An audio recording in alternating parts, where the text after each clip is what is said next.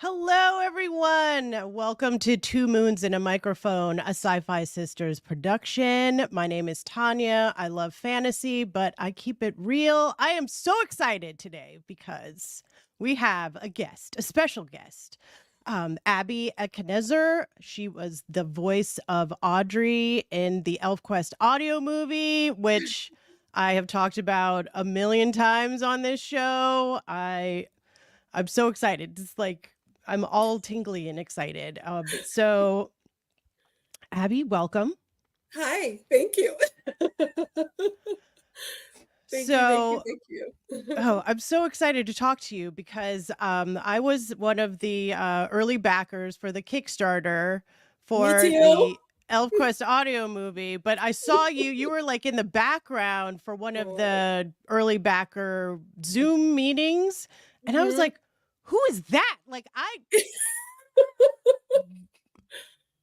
is that one of us? Like one of me? Like I was so excited. And then I saw that you got to be one of the voices in the movie. And I was like, this is even better. And then I read your bio and I was like, oh my man, this is like SyFy Sisters Inc. Like just all the things are connecting. It was just so exciting. So thank you for coming to Two Moons and a Microphone.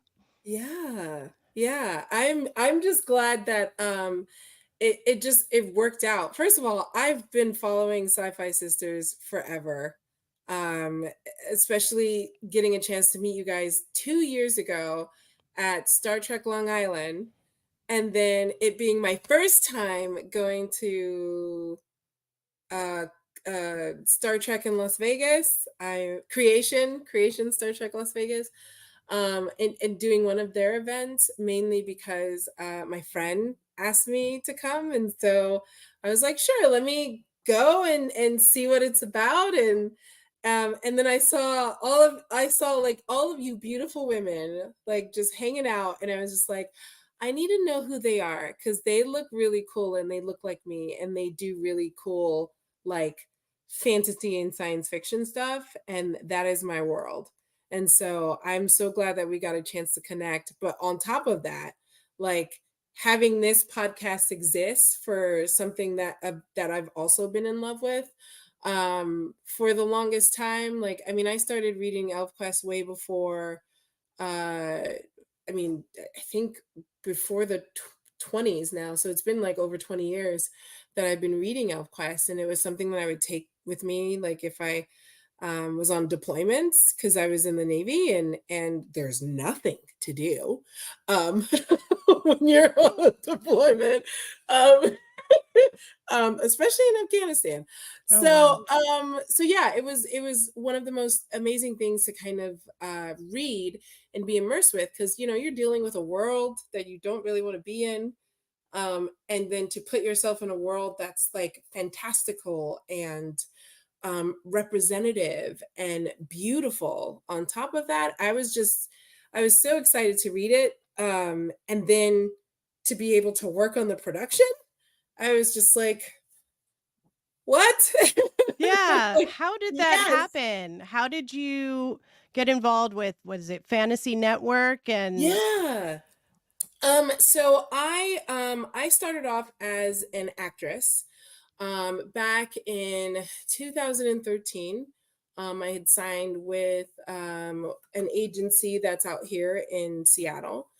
And I started doing voiceover work and things like that for a friend, not even professionally. It was just a friend was like, I really like your voice. And that was when I had my English accent at the time because I came from England, and when I went into the military, they were like, get rid of it. And then my agent was like, get rid of it. And I was like, okay, I how do you guess. just get rid of your accent? Lots Like, of coaching. oh, Lots wow. of coaching. Yeah. I mean, it comes out every once in a while, right? Like if I get angry or something like that. But yeah, it's just been one of those things that like I people know if I'm frustrated or if I'm intoxicated when I have my accent. So you grew So up in England and then came here to America? Yeah, so I was actually born here. I was born in New Jersey actually, and then I spent a majority of my childhood in London, Clapham, England, for those who think London is like one big circle. Um, there's so many provinces and small little towns and cities and things like that, and so I grew up in a place. Is very Bronx, New York, like you walk down the street and you got some cool kicks, you're gonna get held at knife point. Hmm. But that was my time, right? Obviously, now it's been kind of I don't want to say gentrified, but there's just more businesses have moved in, more cleaning up have has been done. CCTV is a beautiful thing because it's really easy to document anyone committing a crime.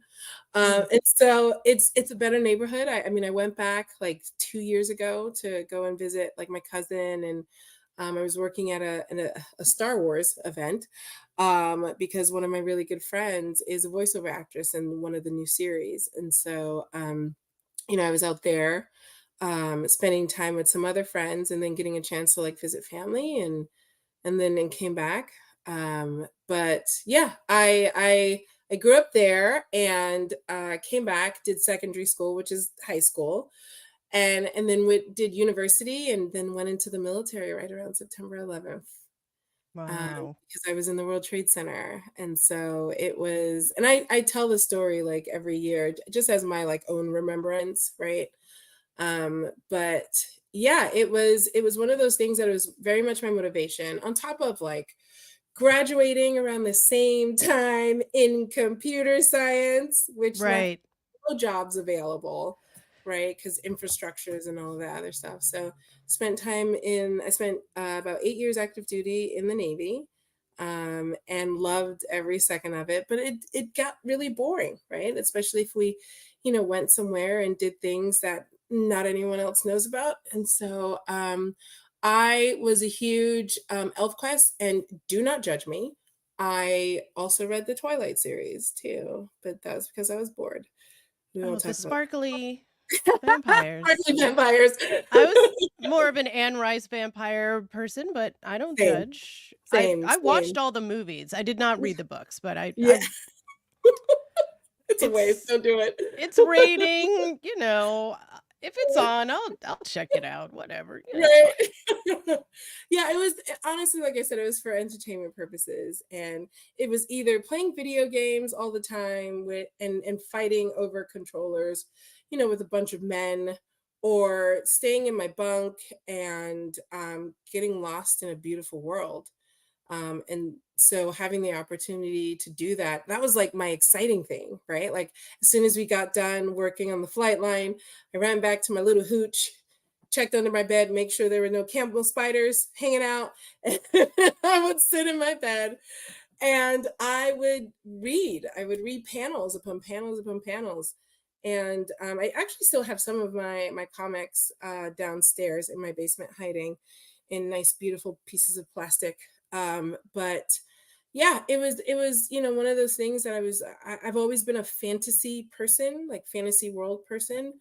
Um, in the film work that I do, that it's mainly covered in fantasy, fantasy or science fiction. I've done one thing in my life that was not, that was dramatic or documentary, and yeah, I loved it, but I didn't love it because it's everyday stuff that we have to do.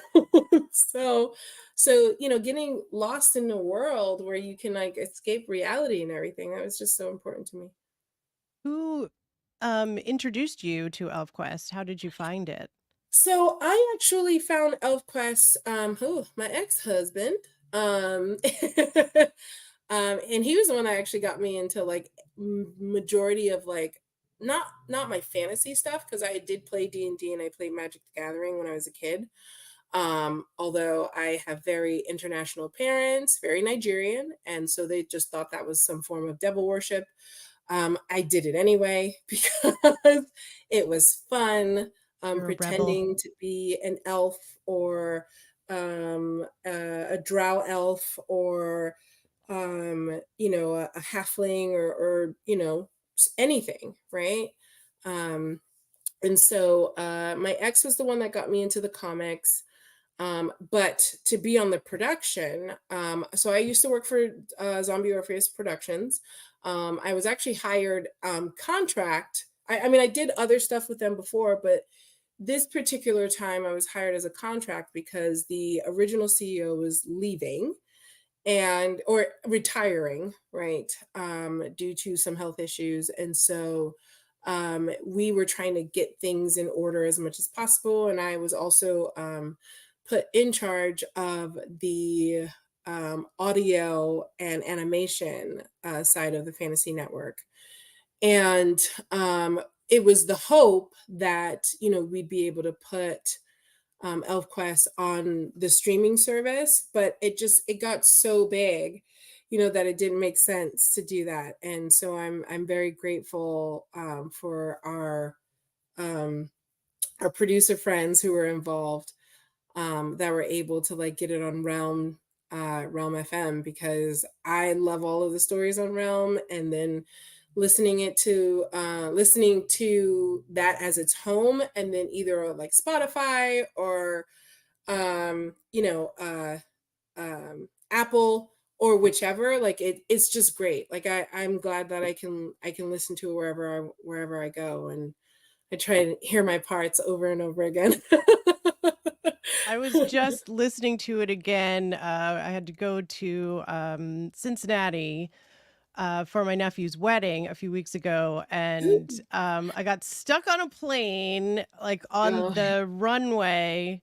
So I had no Wi-Fi, but I had my backer copy like on my phone. So I yeah. was just like, you know what? This is a good time to re-listen to the audio movie while I'm sitting waiting for this plane to take off, which never ended up taking off that day, but it was fine. No!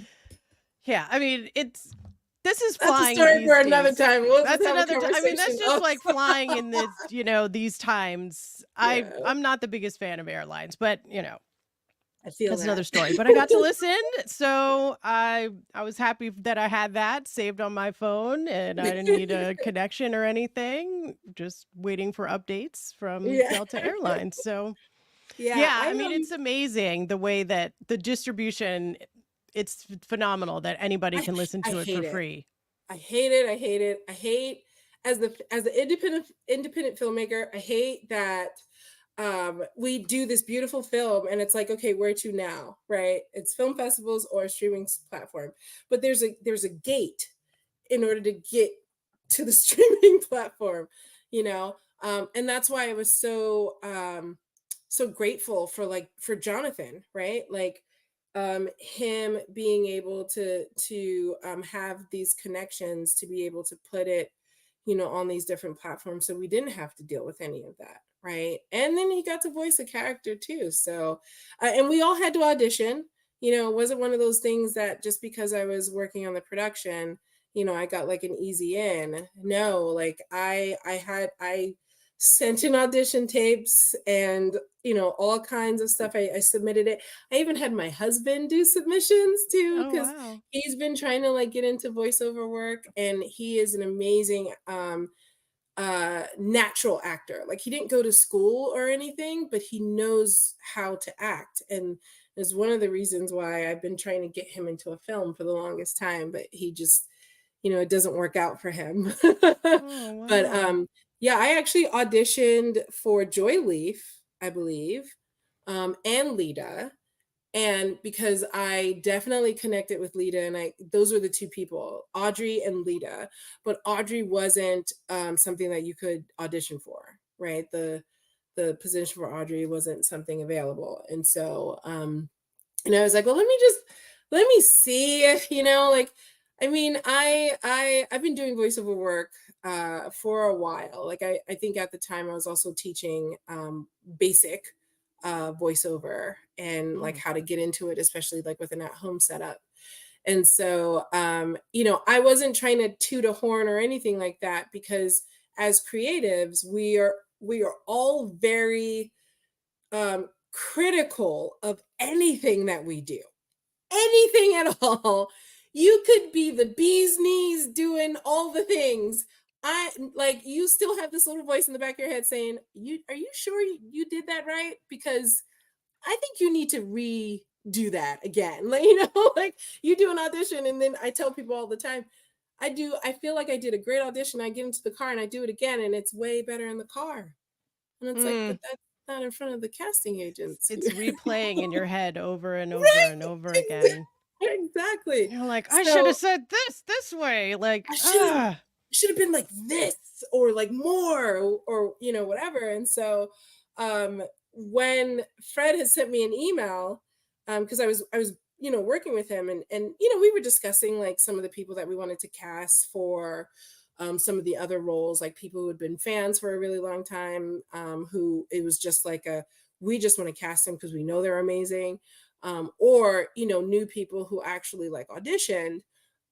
It was it was a surprise. Like when I got the email saying, "Hey, I just want you to know that we loved you. We loved your audition, and we'd love to have you for the voice of Audrey." And I was like, "Come again?" Like, seriously? And then we did like a live stream kind of thing to talk about the launch of the initial Kickstarter. And I was talking to Elf Mom and Elf Dad, and I mean everyone knows Richard and Wendy are like stars.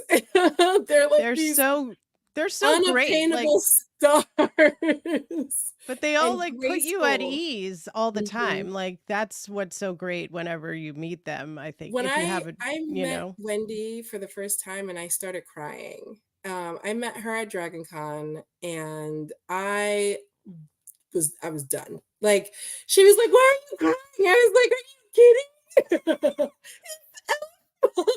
Like, and it was the cutest thing because like someone recorded the whole interaction too, and I was just like, "Why would you do that?" But at the same time, emotions, emotions, emotions. And it's like they always say like never meet your heroes, but then you get an opportunity to, and it is just so overwhelming. Like I didn't know what to say, and I'm a professional. Like I didn't know what to do. My tongue was like la la la la la.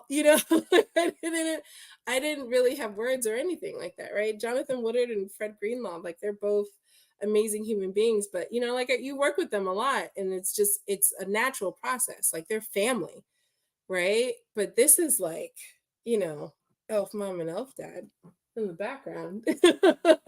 Like it was a dream come true, and I think the emotions got the best of me and I just poured it out, and she was just like, "You are just the sweetest thing." And I was like, "Yeah, oh."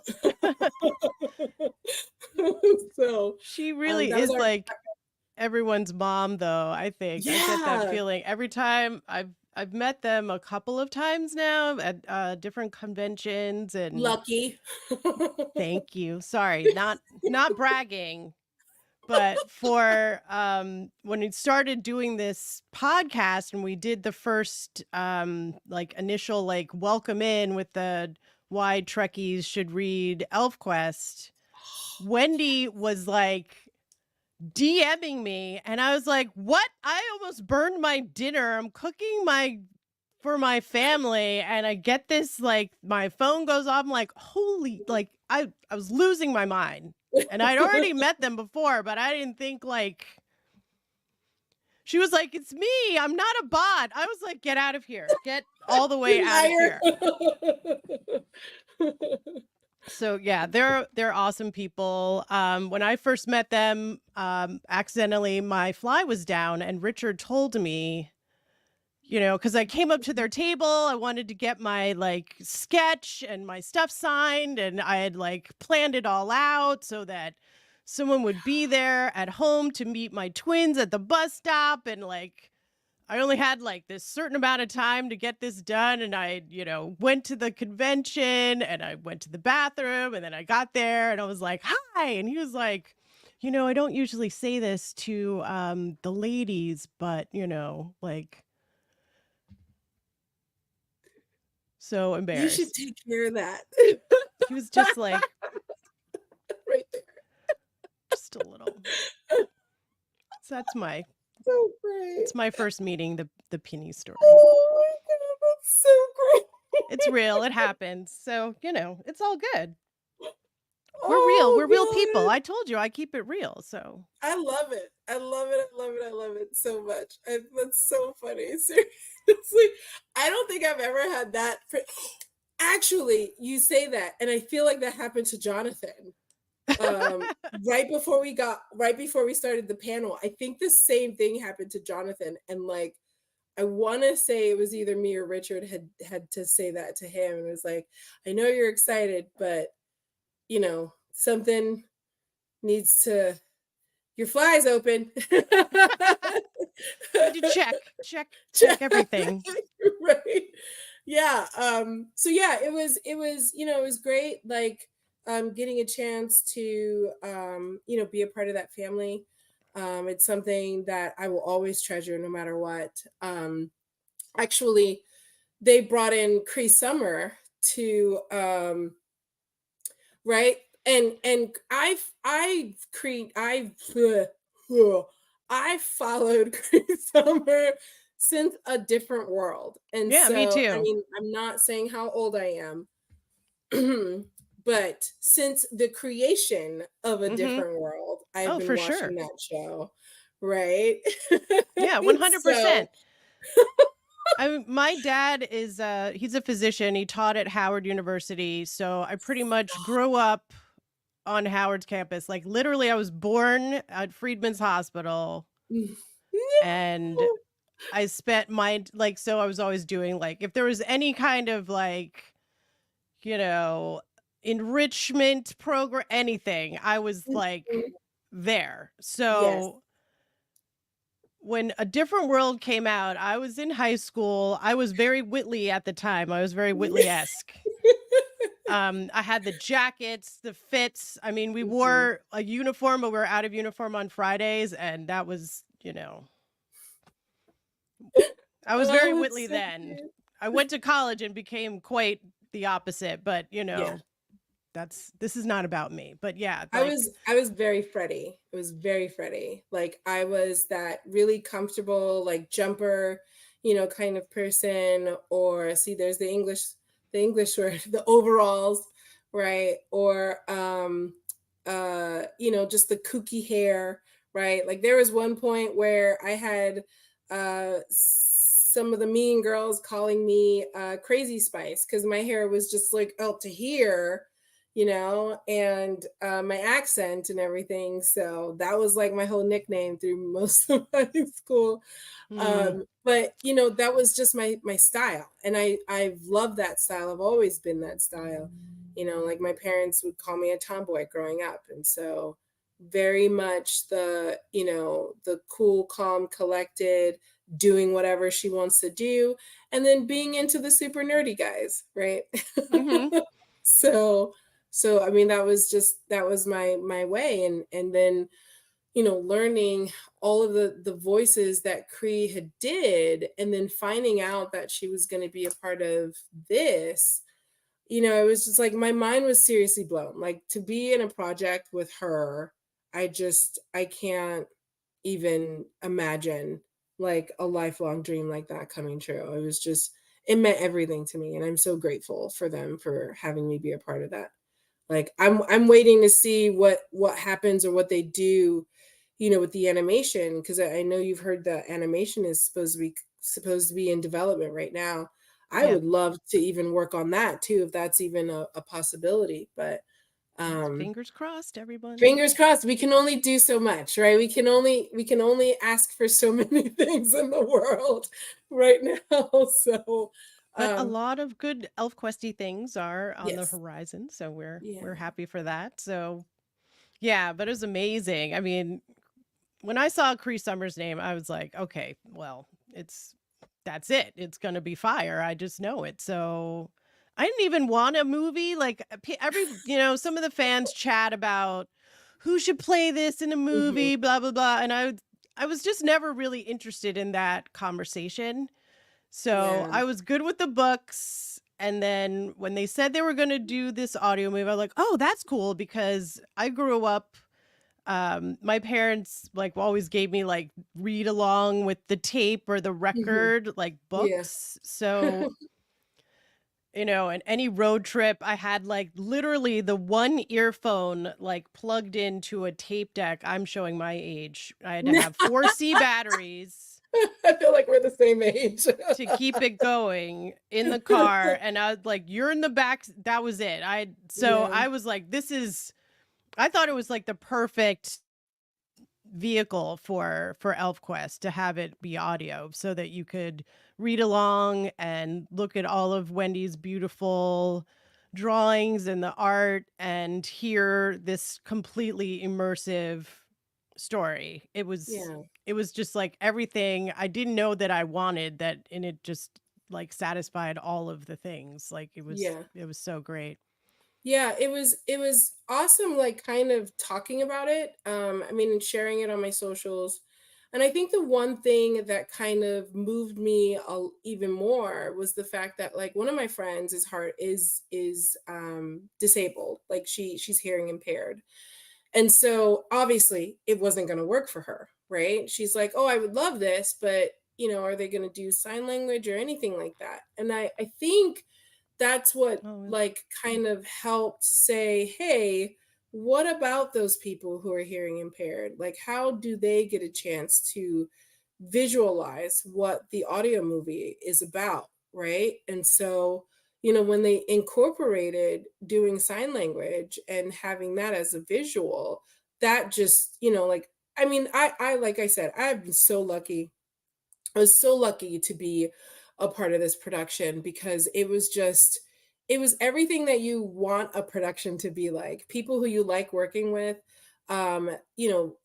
actors who are amazing at their craft and, they don't give you a hard time. um, and diversity. Like, it was like, yes. what?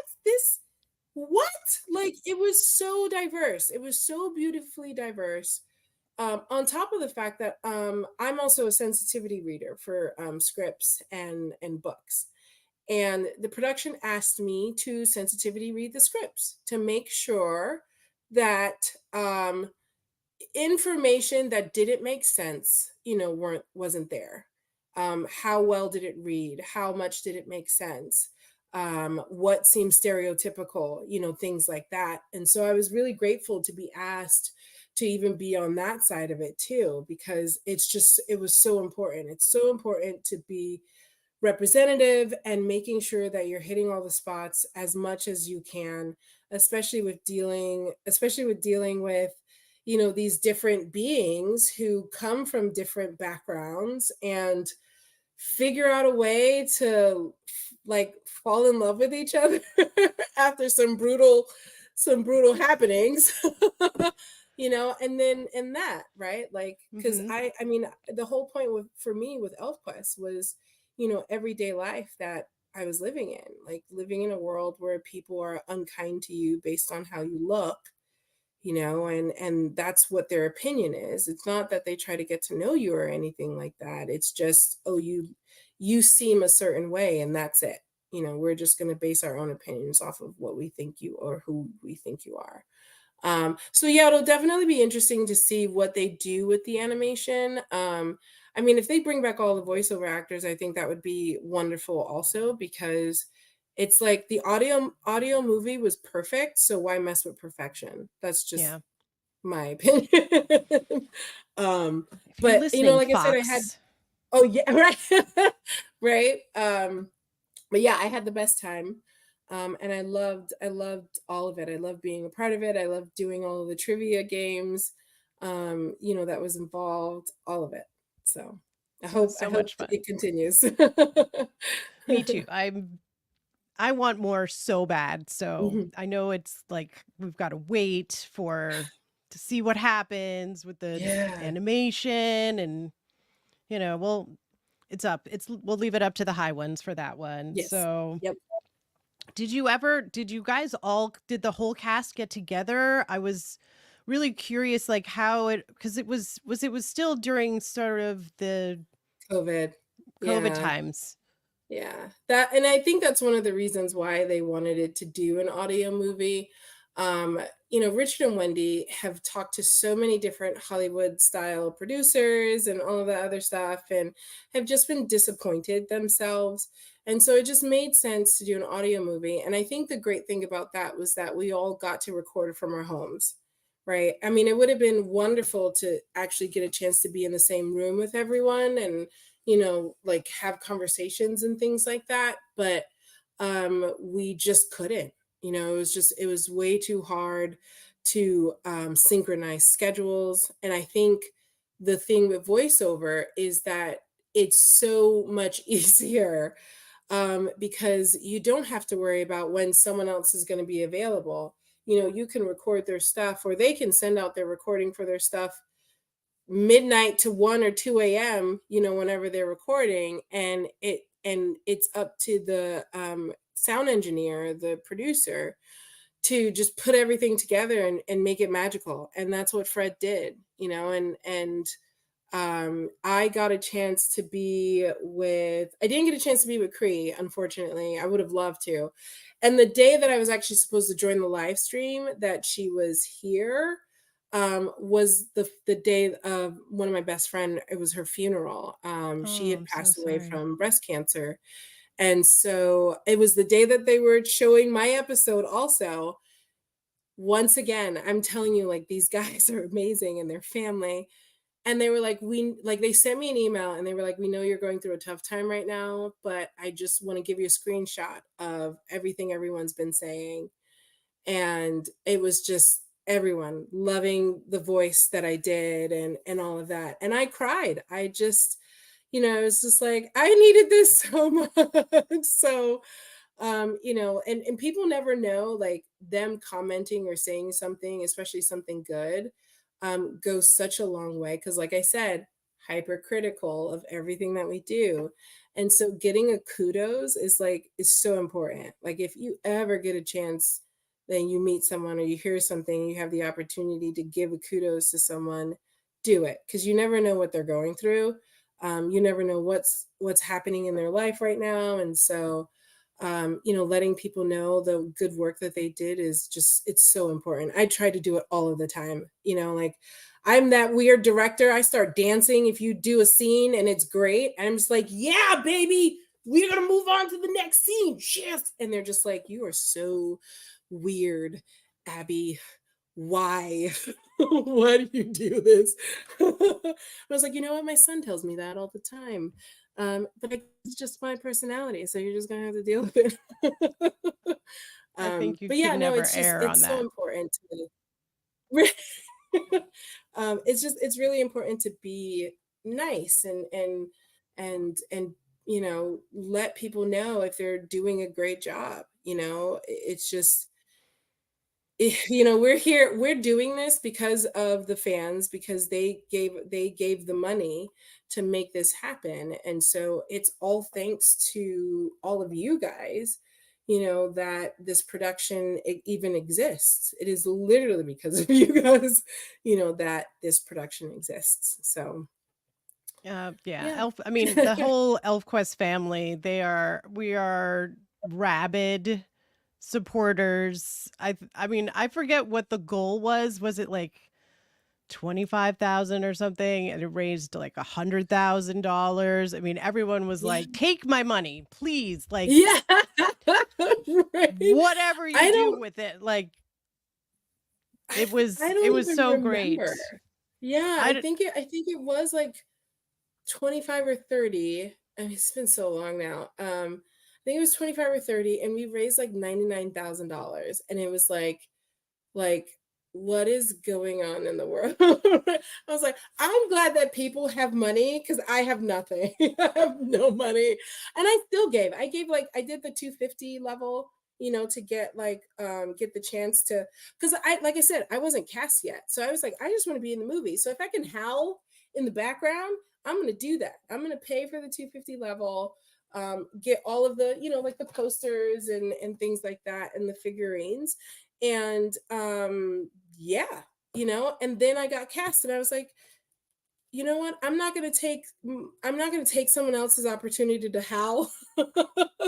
Like if someone else is howl is more prominent, I'm not even gonna submit a howl because I'm already in the movie. So, just let everyone have a chance to do something or have their voice be heard if that's possible. So I yeah, did I howl. was like, yeah, I don't have any money, but you taking my money. Take my money. Take all my money. It was so good though. It was Yeah. so worth it. I mean, I would give more for more seasons. I would anything they ask, I'm pretty much like there. My husband is like, if you buy any more stuff, I'm like, well, My don't tell husband my is not husband, allowing but me to buy anything else a right lot of now. things are coming out soon and they're gonna get got. So I anyway. But seriously. I back to the script. I love how they gave Audrey like more of a part. Like cuz in Yeah. that part of the story, she's just sort of this handmaiden in the background, and I loved how you as Audrey gave this whole story of how they came to Sorrow's End, and Mhm. it was such a lovely part to like kind of bring it all together. And like what were you how did you come up with how you wanted her to sound, like what voice you wanted to use for her? Yeah, so, I felt that Audrey was very ethereal, and, I think that a lot of people automatically assume that if someone is dark skinned and exotic, they're British. And I was like, that's not what I want to do. I want to make her sound, ethereal, but at the same time, I want people to know that she is voiced by someone of color, right?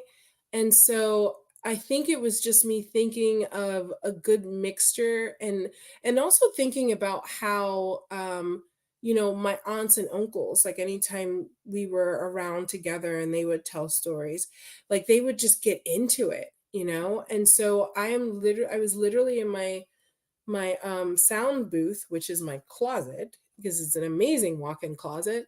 And I was in there and I was in front of my microphone and I literally just shook myself.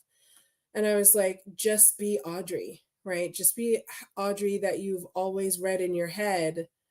And so, you know, her voice just came and it was just that was it. Right? That was the deep and the seriousness, because she is telling a tale. Like this is the tale of their ancestors. This is, how the people that she knows, the sun folk, that's them, and they're traversing through the desert and all of the hardships that they had to deal with.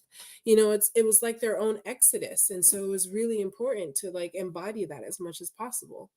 So yeah, it's just, it was great because like I didn't know what I was going to do with her. And sometimes we get direction and sometimes we don't. And Fred was very much like, oh, I want to hear your accent. And I was like, mm, but what if she's more like this? And so that was the voice that I heard in my head. And that was how I've always heard Audrey to be. So, I don't know who gets to play her, if they do have her story in the animation, but I just for me, that's what it felt like. And so, like I said, getting those kudos and those comments about how amazing it sounded, just meant so much to me. And so I was like, good, Abby, you did good.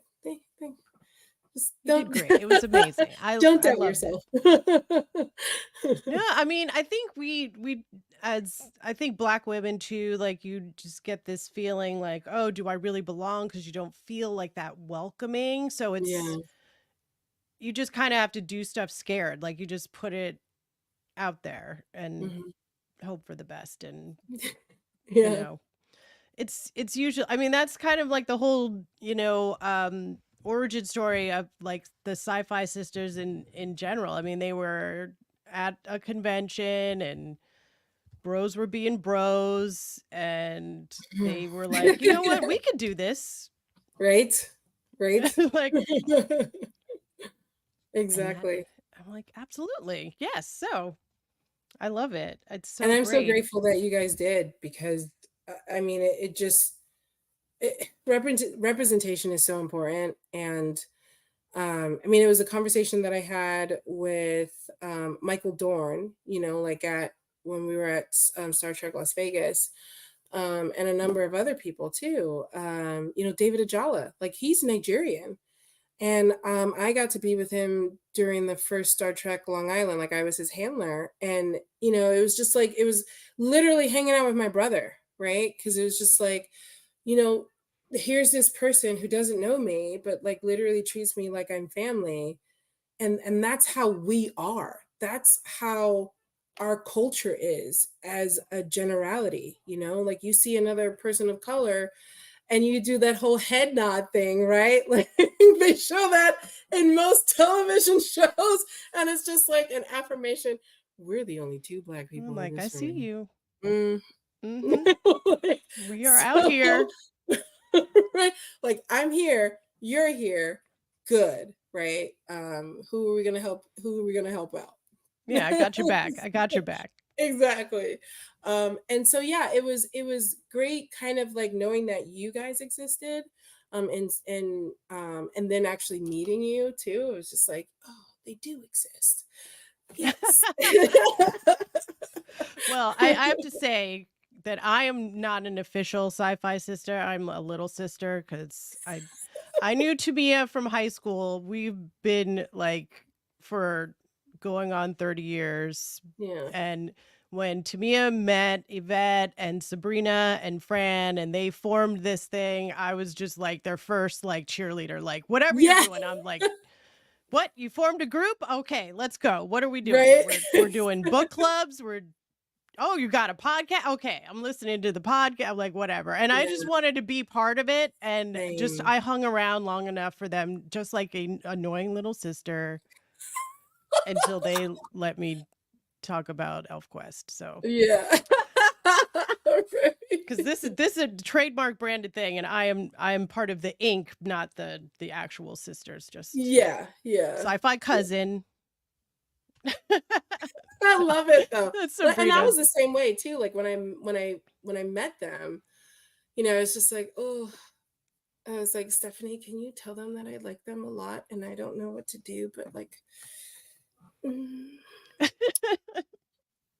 you know, and it was great. Like I said, when I met when I don't remember exactly who it was, but it was like three of them all together, and I was just like, so you guys are so cool. I mean, can't we have this all the time at like every convention? We're It was, trying. We're yes, trying to it was take clear, over. yeah. Yeah, right, exactly. That's I was that's the just like, master you guys plan. just need more of a presence, like seriously, like at all the conventions. If I could just say to like my people over here at like Emerald City or PAX or something like that, and just like, you guys need to just have this group here, I would like do it in a heartbeat. But they're run by men and they're horrible people. So It's tough. We just do our own stuff. right, So exactly. that's what SyFy Sisters Inc. is all about. It's expanding. We're adding new shows. Exactly. It's very fun, and we are all about inclusivity and getting all the different kinds of voices of blurredom out there. Yeah. So I'm so happy to be a part of the group. Because I was dying to get involved, like Yeah. so much, because I've been looking up to Tamia since I was like 14. So Yeah. it's, To me you is know, amazing. she's Seriously. dope. Like I'm glad that I got a chance to meet her, and we friended each other on Facebook, and I was like, that friend that I met you for 90 seconds at a convention, we're lifelong friends now, whether you like it or not. I'm going to Yeah, we're stalk besties. Besties forever. you. So one part of SyFy Sisters Inc. This is like part of the ethos, in my estimation, is Yeah. we are working to try to make the real world more like these idyllic fantasy worlds that we like.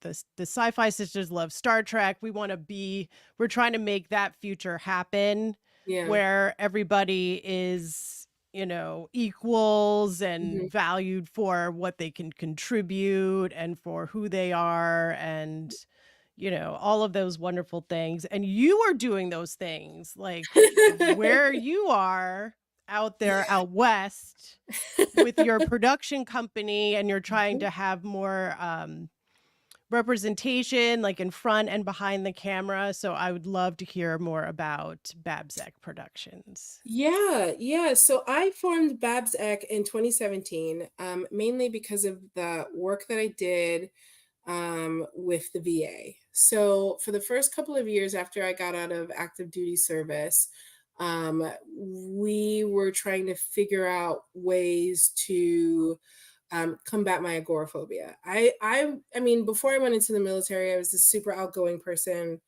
and outlandish, right? And then when I got back, it was hard to like readjust to the world the way that it is now, because you're not really included in that, especially when you go on deployment. You're like in this one mindset the whole time, and it's like survive, right?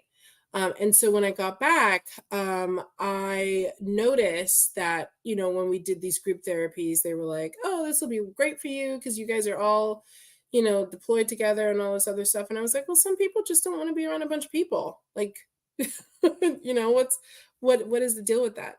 And so I realized that things that helped me actually get out of that little shell that I had put myself in was writing, was screenwriting, especially. I started off as a prose writer, or actually, I started off doing poetry and then went into prose, and started screenwriting. And so I was seeing how it was kind of helping me get out of my comfort zone and who I felt like I needed to pretend to be for the longest time because I was always in fight, fight, fight mode. And so I started a program. I volunteered with some other PTSD veterans and was like, hey, like, if you have these traumas, why not write it down? Why not get it out of your head and see what it looks like on paper? And then that kind of went into, oh, well, I have this really cool script now. What do I do with it? And a lot of those people were people of color. And it was like, oh, well, you have this awesome script. What about if we turned it into an actual movie? And I would hear so many people say that, like they had this idea and they didn't know what to do with it, and they felt they needed to spend a crap ton of money or trust someone who was only out for themselves, and they'd like sell the rights to their beautiful piece of work and like not get anything for it. And so I started my production company mainly to focus on science fiction and fantasy, but to also give a voice to those people who never really had a voice before.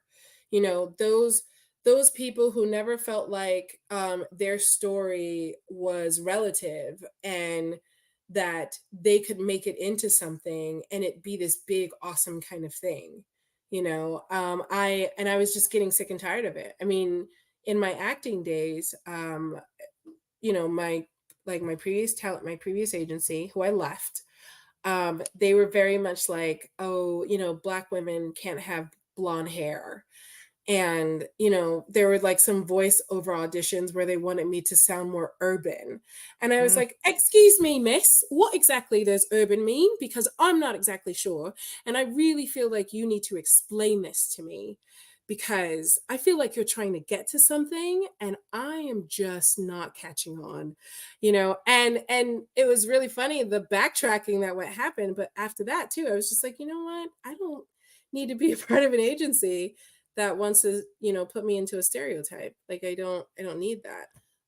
And I left them and I went with my new agency now, who I love dearly, and they actually treat me like family too. But it was like, well, you know what? I like acting. I like bringing characters to life. But what about creating stories from the beginning and seeing what those stories do all the way towards the end? seeing how successful they can be, maybe if they're at a film festival, or maybe if they do get distribution, right? And so it was just really important for me to have a space where, people felt like if they needed to do something with their script, they had somebody to come to. And then I would say, let's see if we can make this happen, and do what I can to make it happen. Like I've been in this industry for over 10 years now, and I've made the connections that you've had to make without selling my soul.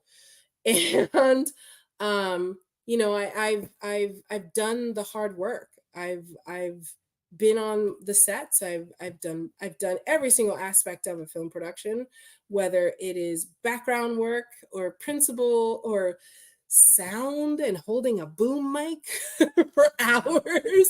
hours. Lighting, I've done assistant directing, I've done directing, and now I'm in love with producing, and it's so important for me to be able to cultivate some of these stories and seeing how beautiful they can become.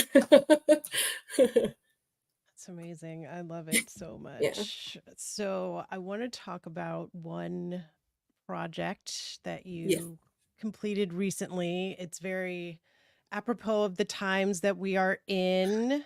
Ooh. Um, got my shirt, Vote Like a Black Woman.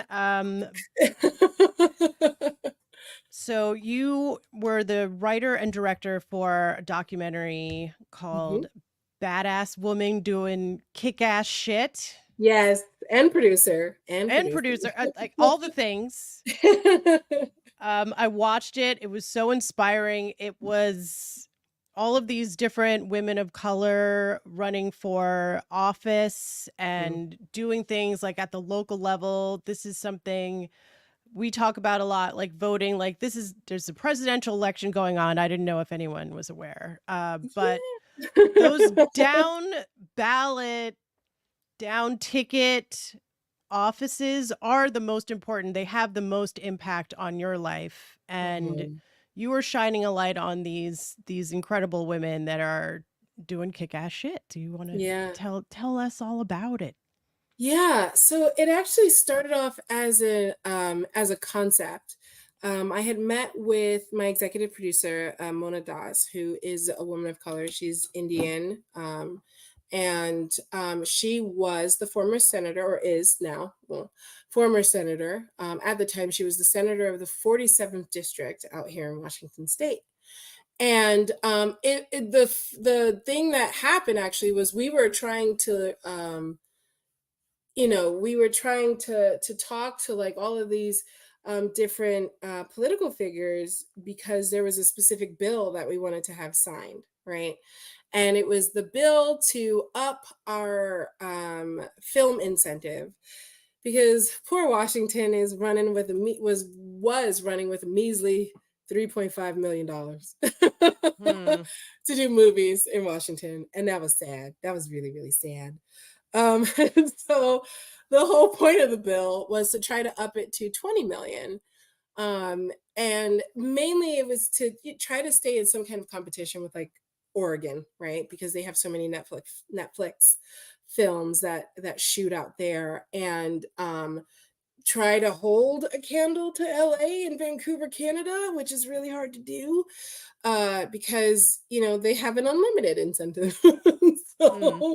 so we've had some productions here, right? Like Twin Peaks and Northern Exposure and Sex Lies and College Girls. Um, Don't know and that one, but I yeah, knew the that first was on two. Netflix. Okay. We had Kimmy with Zoe Kravitz film out here too, Oh, and wow. that's currently on HBO Max. I saw. And I think the other one, 50 Shades. Hmm. Oh, yes. Did And moderately I well. was actually in a scene. Well, it was like a little background scene, but I was one of the stunt drivers because we raced our cars over the viaduct over and over again. And then I was one of the pedestrians, like in the third movie, when you see her zipping around a corner. I'm like at the corner with my boyfriend. So I can say I was in a 50 Shades movie, or two, actually, two 50 Shades There is movies. nothing you don't do. Stunt driving, lights, Girl! booms, writing production. um it was fun. It was so great. I had the best time. But yeah, so I met this senator, and she had access to all of these other women, because there's a special program called PACD that they run over here that is focused on teaching women who are running for politics how to fundraise, right? Mm. Because that's what politics is trying to raise money, right? For your campaign. And so she brought in 6 different women, including herself. That was 7. And then I actually had an amazing friend, or have still an amazing friend that's out in Portland, who runs political commercials for different politicians in Oregon. And he told me about this woman, Anessa Hartman. And he didn't even tell me about her. He literally just sent me her TikTok. And I don't have TikTok because I'm old, and I don't want TikTok because I don't need another thing to go down a hole. But I started watching her TikTok on my son's phone. Sure. And hilarious. Like, I absolutely love her. Love her, love her, love her. Anessa Hartman is this wonderful, down to earth First Nations woman who is amazing. And I think her story was the one that like captured me the most, especially with her talking about how Proud Boys would come to her home, and they would leave flyers on her car, or they like, I think they like scratched like one of her vehicles at one point, the point where she had to actually install cameras because she was scared that um uh and one of the, I don't think we let put this clip in the film, but she talked about how she has to tell her daughters, if they see a stranger come to the house, to not answer the door, to run in the opposite direction, because those people are not there to take care of them. Those people are there, and they have been there threatening them constantly. And so it was so much. Like, I just, it was like, oh my God, like, if we have politicians like this that exist in this world, then I'm here to shed light on all of that, all of the BS that they have to deal with, the patriarchy, that they have to succumb to when they're running these races, the threats that they have to listen to, the threats from their peers. Tanya, like, these people had friends who were telling them not to run because whoever they were facing was going to win automatically, or whatever the situation was. And it was just like, thank you for standing up for yourself. Thank you for, first of all, being involved in this film and letting us see who you are. And then also, thank you for shedding light on all of these things that happened that we had an idea was happening, but it's nice to actually, put words to it, and like actually hear that, oh, you are followed from your campaign office to your house almost every single night because people don't like the fact that you are trying to, unseat an incumbent, or whatever, Mhm. the situation is. And so, it was great working with Mona, and bringing these women into this project and hearing their stories. And we got the lucky we got lucky enough to have 2 distributors who wanted this film. And we did eventually go with one. And now we're just in the process of sending them all of our deliverables. And they are hoping that the film can be released on either Apple TV or Peacock right around the time of the elections. Oh, fantastic. Right. I'm super excited about that because, like, I can't tell you, when we had our premiere, there was a little girl that came up to me and she's like, I don't really get to see stuff like this. And the only thing that's out there is with AOC, and that's it. And I was like, yeah. And there was like only 3 women involved in that documentary, and 2 of them were women of color. Right. And so, It's great to kind of have something else that represents women who are doing things that the world doesn't think that they should be doing, right? And they're making laws and making sure that those laws are implemented and everything, because it's so important that we are protected as people, ourselves. Yeah. Because Protecting yeah, right. ourselves, really. I Yeah. mean, they're doing it for their neighbors. It's not even like a self-serving act. I Yeah. mean, I think that's what struck me so much was that, I mean, these were just regular women in a way. Like they were just like, you and I are just out trying to, Fight the good make the fight. best life for their families. Yeah. And it wasn't all about like this power structure. And when you look at like higher level politicians, you see a lot of ego. And I mean the fundraising, like you said, it's all like to just keep that same engine going. It's not really to have an impact on like the people, and they're the Yeah. closest to the people. And that's why, these races are so important. So Mhm. everybody should make sure that you are registered to vote and learn about your Mm. local Please, please, candidates. please. It's so Um, important. It's really, really important. I can't tell you enough like how important it is to vote, especially right now, because our land is seeing something really unprecedented. Actually more comedic, but that's just me. Um, very unprecedented in its race, something that could be history changing. And so, local elections, national elections, so very important. Like having your voice heard, is so important. Like I told my husband I was going to divorce him if he didn't vote. So, so yeah, sounds like I that's going to happen. yeah, I heard I can't remember what I was watching or reading, but it's they basically said that either you vote or you don't vote. You're getting counted either way. Hmm. So if you don't vote, that means that they don't have to pay attention to you, like that Hmm. your interests and your life doesn't really matter. And they're counting that like, oh, well, that group does not care. So they're Hmm. not engaged. So I don't need to pay attention to them. Yeah. So, you might as well just vote, like, and do your homework, read it up. Like Mhm. we have a lot of little very important races going on here in Maryland where I live on the East Coast. Yeah. And, I've met some local politicians. We have a friend, and she's on the council. She's like a at-large council member. Mhm. And I mean, she was my hero just because she had 5 sons. And I was like, what? I mean, I don't know how you do that. I have 4 kids. She has 5. I was like, she's my Oh my hero. gosh. Like, I have one.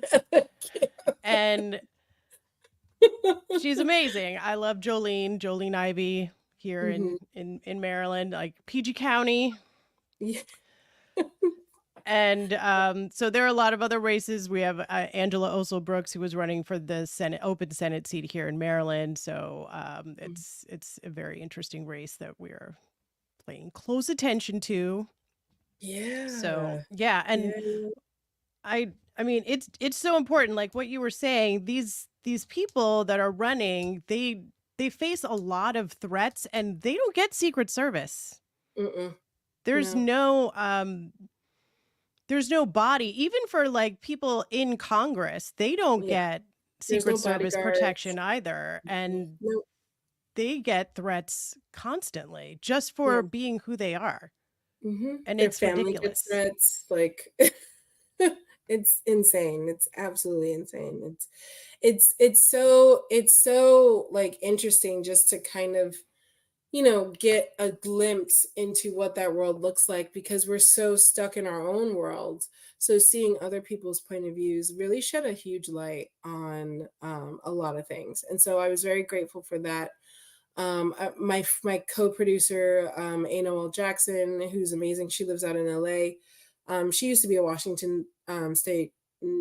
She's a Washington State native actually, and And getting a chance to do this with her has opened up a lot of opportunities on her side.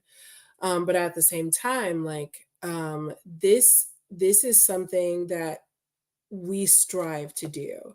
We strive to bring representation in film, whether it's in politics, whether it's in gaming, whether it is in art, the art world, any type of creative aspect. It's so important for us. And so making sure that I had a team, that kind of represented that was really, really important. And then having a cast list too. Like some of the young people that we had involved with this were direct people that we knew. Like we had Ona Johnson, who is a First Nations youth in her high school. She does student council, and it's really hard to find kids who are into that kind of stuff too. So having the opportunity to bring some of these people that I knew in, my son's best friend, Avanti Bryant, having her involved in this. I mean, she told me one time about an ice demonstration that she led where she stopped ice from coming onto her campus at the University of Washington in Tacoma, and made it so that they could not trespass. I was like, girl, who are you? Like, you Wow. are my Yeah. son's age. Who are you? Are you kidding me right now? It was just beautiful. It was beautiful. And then my producing partner, Noel, she ended up getting Yael Henson, who was in university. Actually, I believe she was at PLU at the time too. And she was learning political science. So, it was just like, it was great to kind of add that element because yes, we would love to hear, women or femme presenting people talk about the trials and tribulations that they're dealing with. But what about the future generation? What about those people who, like, after we leave this world, are literally going to be fighting tooth and nail to keep this earth around or keep this world the way that it is? So it was so Mhm. editor actually brought up the idea of bringing the youths in, and I was like, oh my god, why are you so good? Thank you. Yes, there, you earned your writing credit. For that. Yeah, so I love so that. yeah, Passing the torch and getting well-rounded. the next generation involved. And Yeah, you do that as well with your Rising Reels I program I too. do, yeah. Just you do so much. There's so much to talk about. We're already over an hour, but I'm try to sorry. keep it going. It's good. It's good. It's great. Everyone loves it. Yeah, so I'm the vice chair for our organization called Rising Reels, and it is a BIPOC youth program that helps to teach kids how to be in the film world. Whether it's on the production side or the acting side, learning how to write, learning how to do makeup, wardrobe, all of the things, gaffing, grip. Because I know when I was young, I never had this opportunity. I never had a chance to um, work on a film set or feel what it was like or have encouragement, to, like I said, international parents. And so I never had the opportunity to, be on a film set. And so, giving these kids a chance, like, they're all their little content creators, right? But this is something different. This is something where you get to cultivate a story, you get to add characters to that story and turn it into something amazing, whether you're doing special effects or you're doing horror or you're doing suspense or whatever, right? You get to bring this really cool story off this piece of paper or computer screen to life. And it was really important for me to be a part of the beginning of that entity. And the wonderful thing is, since the creation of Rising Reels, they've gotten a number of grants from the city of Seattle multiple times. And that has led us to give scholarships to kids who cannot afford to be in the program, because each kid at the end of the couple of weeks that they're involved, they get to have their own camera and they get to go Oh around wow. and film whatever they want, and put something together, and we teach them how to edit everything and all of it. And we've actually partnered with the one of the big film festivals over here, and give the kids a chance to like see, hey, you've made a film, what now, right? So they get to submit it, learn how to do submissions to film festivals, and seeing it kind of bloom. And so one of the things that they just recently worked on was a short film called An Old Friend, which features Jason Font, a good friend of mine, who is also one of the Red Power Rangers. So how crazy did the kids go when they got to be on set with a Red Power Ranger? Um, um, and it was great. Like, it was, the whole basis of the story was that this man, lived a long life, and he was going through some trials and tribulations. And then he remembered that he used to have imaginary friends. And, you know, sometimes those imaginary friends were the ones that kind of helped us get through all of the hard times. If we were like only children or something like that. And so you kind of see the kids got to work on the film, and then they got to be in the film too, which was really cool. And it got sent to the film got accepted into Holly Shorts, which is a Oscar qualifying short film festival. Wow. And yeah, they did really well, and I'm so proud of them, and I can't wait to bring them in on all of the other projects that I've got going on this year and next year. And yeah, I'm in love with the work that I do, and I can't wait to just do so much more. I'm so excited to see like what other projects happen in the future, especially with the release of this documentary now that kind of just opens more doors up. So Amazing. When do you sleep? Just I curious. don't. Okay. Well, it makes sense I then. I sleep when I am not. Very small hours, very small hours. I also have a very active imagination, and so my brain won't let me sleep most of the time. Got it. Yay, Got it. ADHD. Okay. Well, really quick, because SyFy Sisters has a book club, which Ooh, you are welcome to join. It is on uh, Facebook. We meet virtually. ooh, We try to read science fiction and fantasy books that are written by women of color. So um, Octavia Butler is just, one of our all-time faves. Just yep, love so much. So can you tell us about, you have a project called The House We Built that's yes. Octavia Butler inspired? Yes, yes. Oh my God, you guys are gonna love this, first of all. Okay, so I thought of this concept of, what if there was an anthology series that featured speculative fiction, or that was based in speculative fiction, that featured only BIPOC like writers, whether they're new or old or whatever, right? And so I had the opportunity to team up with a number of different writers who I absolutely love, and got I don't know if you know or heard of Brian Edward Hill. He is the director of the HBO series Titans. He also wrote some of the comics, or has been like a huge fan of the comics for like a really, really long time. And so I had reached out to him, and I was like, hey, we're doing this story. I'm just checking to see if this is something that you would be interested in, being a part of, maybe. Unfortunately, when I had asked him, it was right around the time of the writer's strike.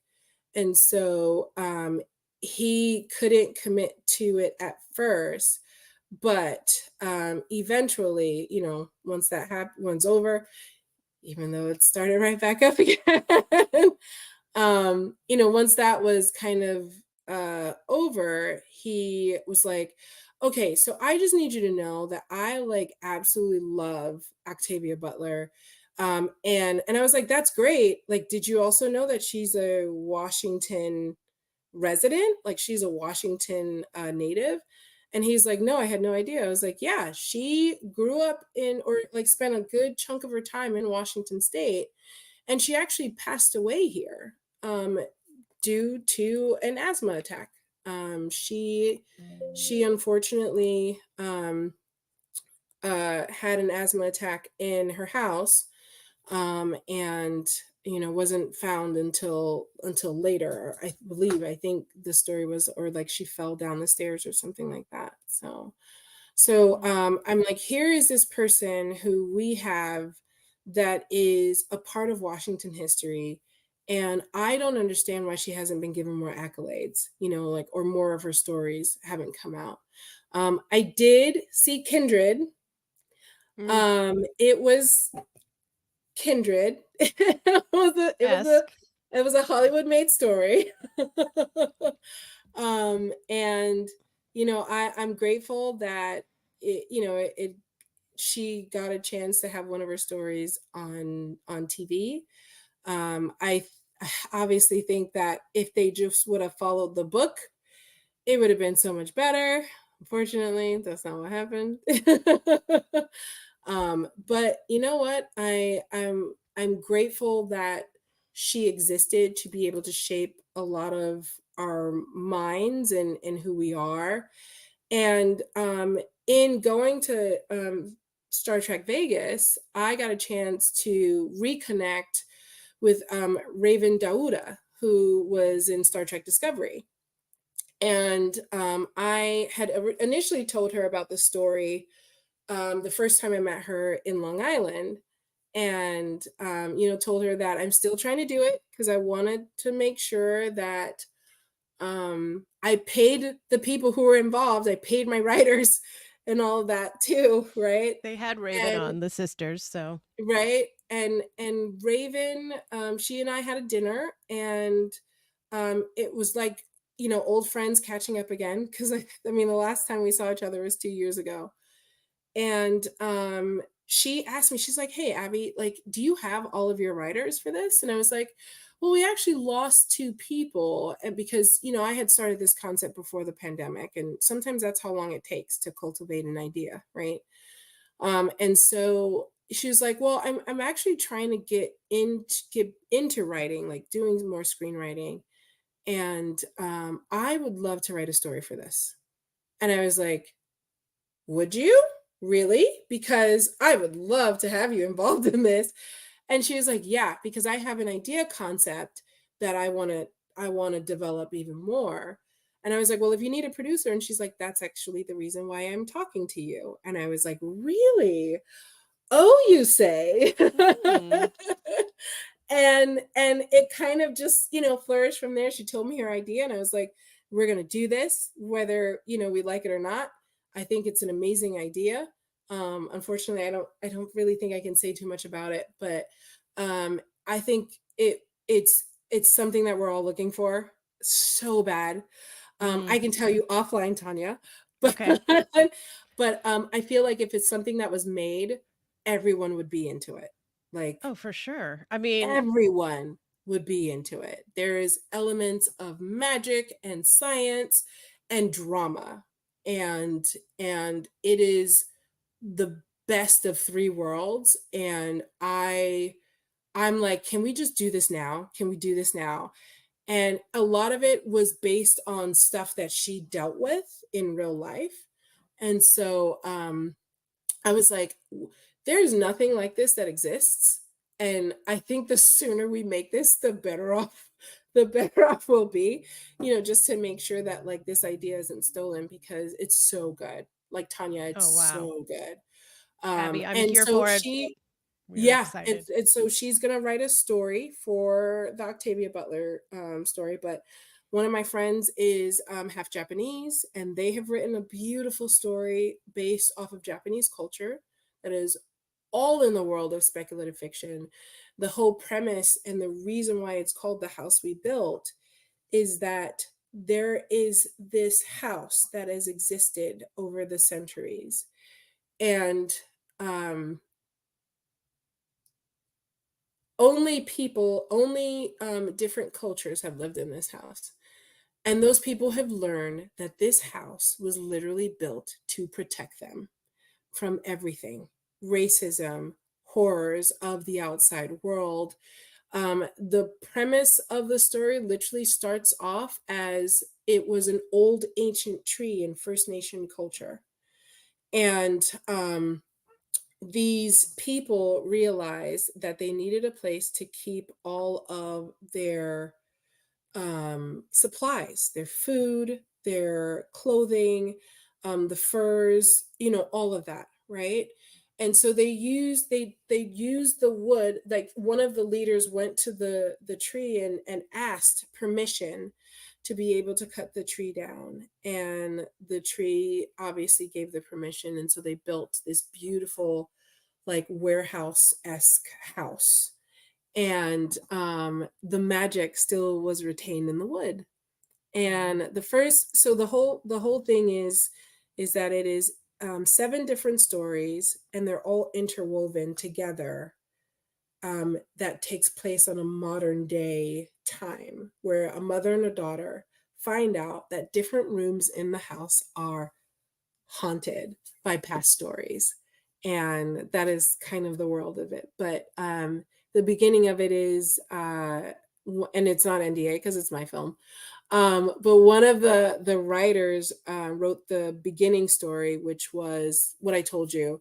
And some settlers come in, some colonials, and um, they threaten these people to want to steal their food, their clothing, all of their things. And the people obviously say no, that they need this food for the winter or their people are going to die. And so the settlers decide to burn the house down, not knowing that the house switched the people out of it and put the settlers into it, so that the house burnt down with the settlers in it. And that's how it begins. Whoa. Okay. So that's just one of the stories, That's right? intense. Okay. That is very Octavia Butler. Right. And so that's just one of the stories. And then obviously there's like 6 or 7 other ones. But it is beautiful what these people have come up with. And a lot of them are first-time writers. We obviously got someone to Sensitivity read that first script, because the person that wrote it was a Black woman. And I wanted to make sure that I was holding true to my ideas of making sure that if you're writing for another culture, that you ask someone from that culture to read it, to make sure that there's nothing stereotypical about it. And so yeah, I was like, oh my God, justice. Yes. Oh man. I love Yeah, this. This is Octavia intense. Butler, hands down. Very much Yeah. in your face, intense, and justice. Yes. Okay. Yes. Wow. Wow. Okay. Well, Abie, this has been so great. Oh my gosh. Thank you. I was so excited to talk to you, and this has just been a dream come true. too. So Thank so you. awesome. So I have one last question. This is a little self-serving. I have a theater Sure. kid.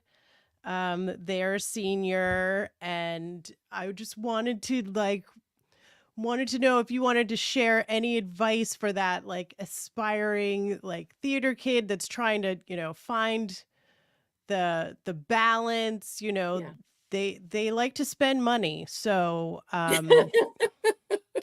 they need to figure out a way to straddle the worlds and fulfill those creative drives and get all that attention and accolades, but they also need to pay their rent, and they cannot live here indefinitely. So Yeah. if you have any gems that you'd want to share. I do, yeah. So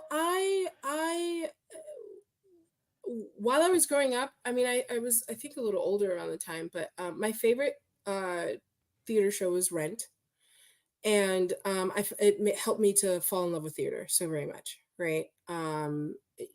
Even though I was scared to death of walking on a stage, and saying hello to everyone, like that, like, you have to have a big voice and all of that too, right? So I and then full circle, I'm not going to say how many years later, but more than 20, more than 30, that's all you'll get.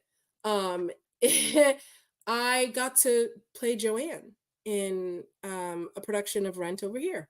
Oh, wow. And I was so excited to have that kind of happen. Right. I was like, this is all I wanted to do. And now I finally got a chance to do it. Mind you, there's other productions that I did, but I think the easiest thing for me and the way that it was great for me to get into doing theater was joining improv classes. Hmm. Like, because you're never going to get out of your stage fright bubble unless you get into a class where they make you feel extremely uncomfortable. And it's not an audition. It's just you getting into a class and learning how to be vulnerable in front of other people, which is the whole point of stage, right? Is getting in front of a bunch of people and reciting lines and then doing motions in relation to those lines. And so I think the easiest thing is for them is, definitely finding improv classes or improv troops, people that are out there that are doing work and getting paid to do improv work. That'll help at least bring some money in, right? And they're doing something that they enjoy doing, because improv is just stage. It's just unscripted stage. That's it. You're literally on top of a platform with other people in front of you, and you're acting out your feelings. And like, it's great because you're like super uncomfortable through the whole thing, and you have this beautiful family who's like, I'm here if you need anything, or if you want to go over stuff later on, or if you want to learn how to do a specific thing, just reach out to me. Here's my phone number, whatever. It's so important because theater kids, they are a genre of their own. um we're weird. Like, we sing musical songs out of nowhere. We always puff out our chests as if we're Team Gryffindor most of the time, and that is not because of a Harry Potter reference. That is more of a description of what that is like. That person that's like first into the fire and not thinking because they just want to take care of their friends. That is what the community is like. It's like, oh, and then the great thing with that is getting involved in improv troops or improv is that you always have a teacher or a director or whatever who's looking for actors. Oh. And they see something and they're like, ooh, you might be who I want to cast in my next theater production. Or you might be, or do you like crewing? Do you want to do some crew stuff like behind the scenes? We can do some wardrobe, we can do some lighting stuff just so you can, get paid something. But there's so many, and it's the same for film, doing uh what do they call them, 48 hours or 72-hour things, or networking events. I can't tell you enough how important networking events are. Oh my god, that is literally how I got to be where I am right now, is just meeting people, getting the opportunity to meet people in certain positions. And then maybe a year or two down the line, that person's like, hey, I have a thing and I really think you'd be great for it. Or I'm crewing up for this film, would you like to be on the crew? Or I'm working on this theater production, would you like to co-write it with me? Or you have a voice of an angel, I want you to sing this song in my production. Like, it's there's so many ways to kind of get yourself out there, and you can start by taking baby steps if you need to, and going into different classes and seeing what that looks like, and branching your horizons, and then having a weird person say, hey, I like you, we're going to be friends. And that person brings you on to their friends, and it's just a horrible downward spiral, from there. It's just, you got to put yourself in that place first, because no one's gonna know who you are if you're staying in your house all the time. No one's gonna know who you are if you are at, sitting in a corner or in a quiet space. And that's why I love improv, is because there's so many people there that started at that point and they know what it means to be at that point. So they're going to do what they can to help you get to the point where they are at right now. And that's really, really important. Wow, that is fantastic. That's great. That is such Yeah. great advice. I can't wait to tell them. I Yeah. mean, they don't listen to me, but maybe they'll watch and, you know, they'll get I'll just slip it in some way where they don't know it's coming from me because I am Well, not. like I said, if they ever want to reach out or anything like that, I will totally have a conversation, and kind of go through the things that I can do to help as much as I can. I mean, I can't tell you, I've had friends fly from Philadelphia to come be in one of my films and just work on set. And she was just like, "Thank you so much." I mean, Tamia probably knows her because she actually worked at that's how I met her, at the Long Island event. She was one of the handlers with me, and she was like, "If you're doing a film, let me be a part of it." And I was like, "Look, we're crewing for this one." And she's like, "I already bought my ticket. when, do Oh, you, wow. when do you need me on set?" And I was like, "Cool, got you, and I'll pay you." On Oh, top of that, she's like, "What? I get an IMDb credit and I get paid? What?" So, and that's just how it is, and that's how I usually try to be. I never was given this opportunity to do all the things that I wanted to do, and when I was, finally, someone had to bring me in, and so if I can do the same, I'm gonna do that. Like, it's so important for me to pay it forward as much as possible. So whatever oh my advice I can gosh. give, I would love to. Love it. Thank you so much. Thank you, Abby, for coming on Two Moons Sure. in a Microphone, SyFy Sistas Inc. Woo. production. Woo. Ow! So thank you so much. Oh my God, this has been great. Thank you to our sponsor. Please check out all of the links in the description box. And I will see you on October 9th. So stay tuned. Thank you so much. Thank you, Abby. Thank Shade and sweet you. water, everyone. Shade and Good sweet night. love. Bye.